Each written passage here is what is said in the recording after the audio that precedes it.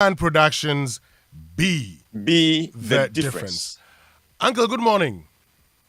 How about you, sir? How are you doing? Oh, I am fine, Uncle. Hope you are fine also. Well, I am, except for the blip in our fortunes with the Black Stars.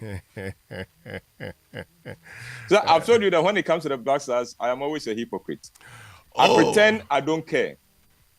But you And yet care. when the results, yes, I care deeply, deeply.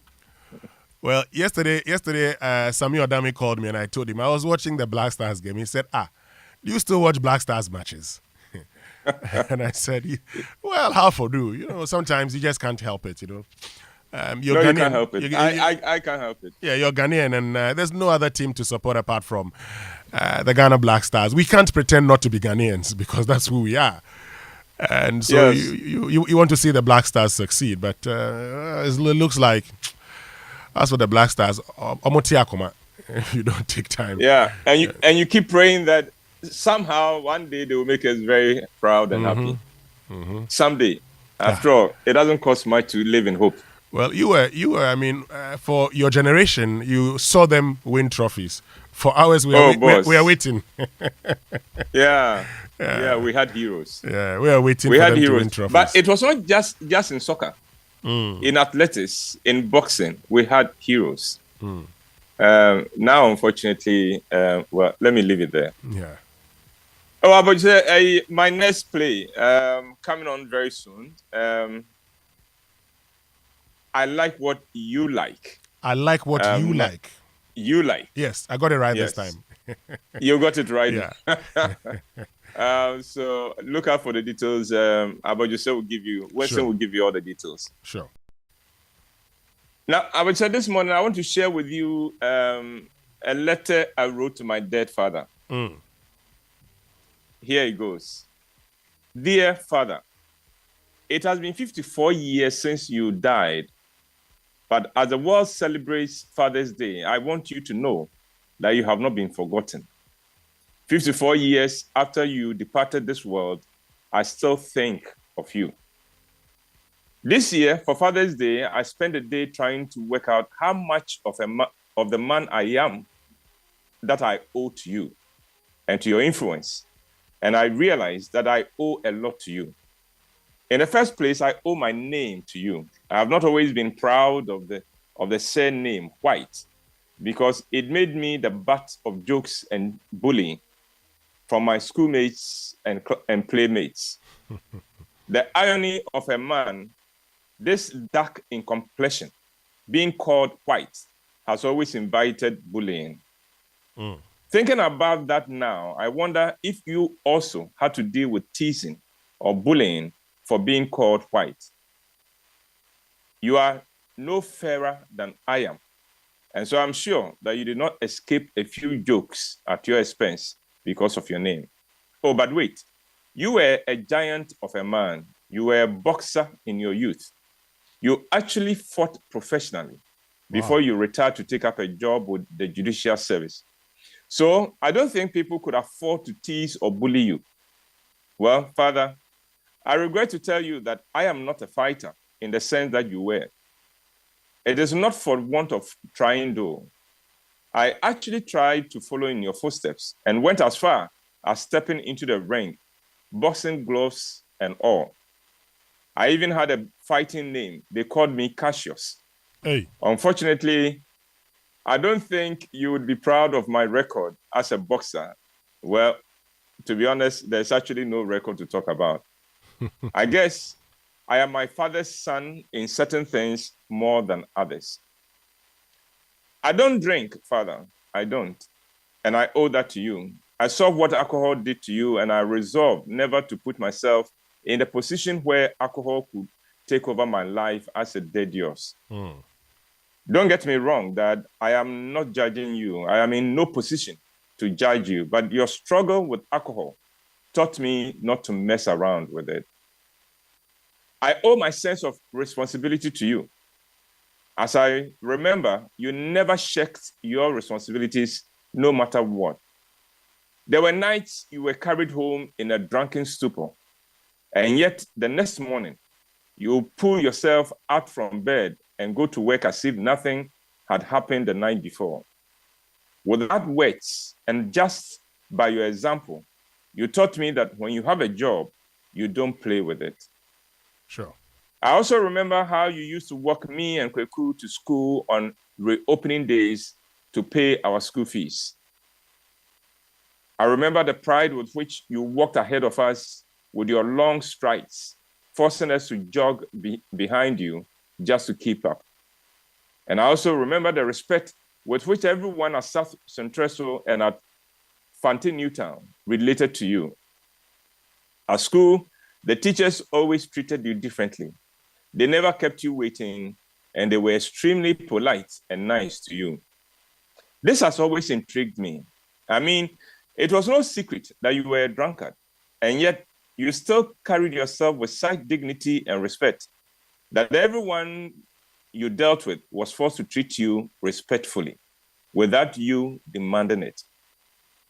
I owe the fact that I never dressed shabbily shabbily to you.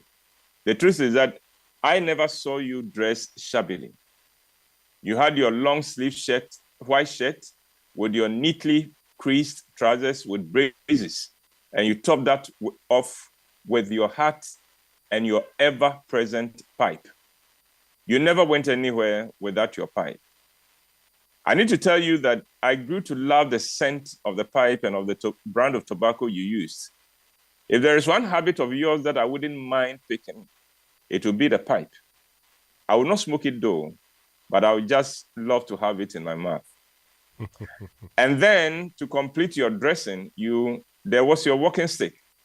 You do not need a walking stick, but you love to carry one around. For your information, the walking stick as a fashion statement is making a comeback now.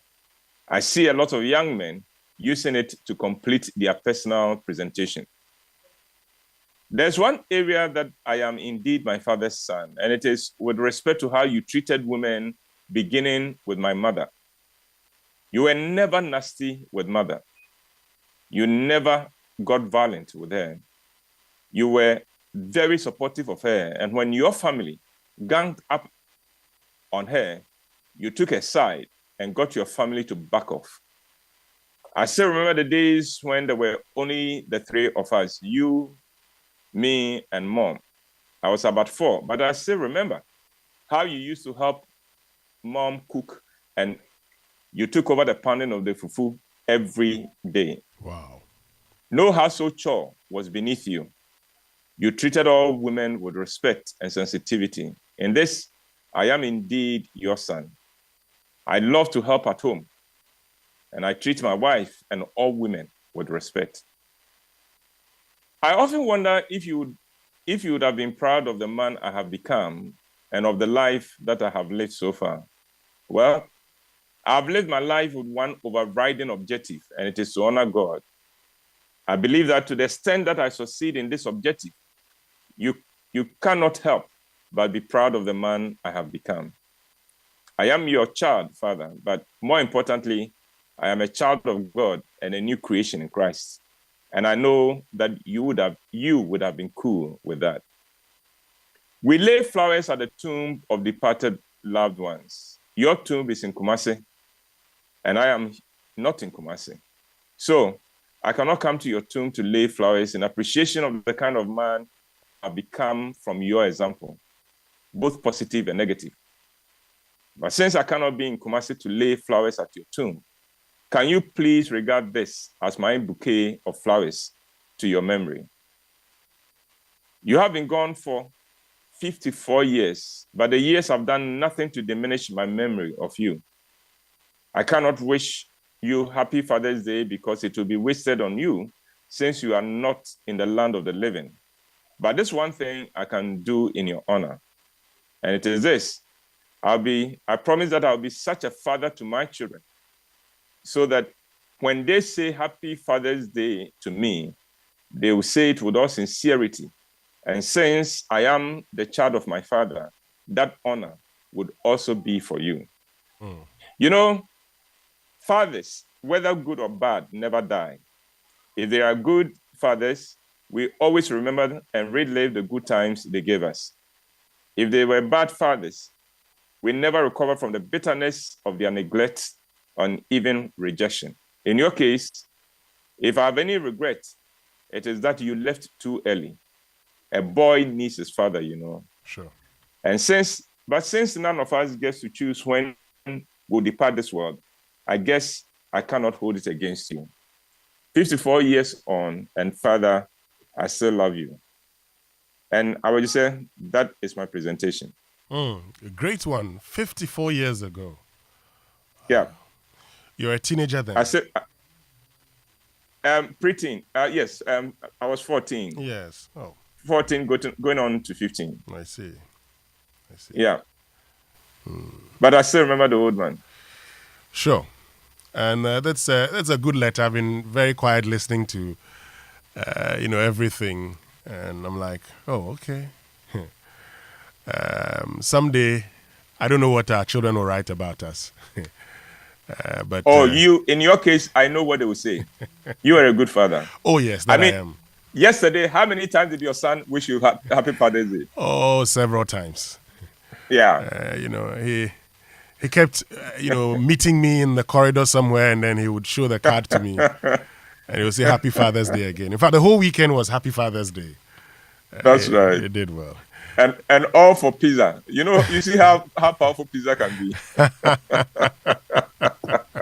Thank you very, very much, Uncle Whyte, for I would say joining us. Enjoy the week Too. For joining us with Food for Thought, brought to us by Roverman Productions.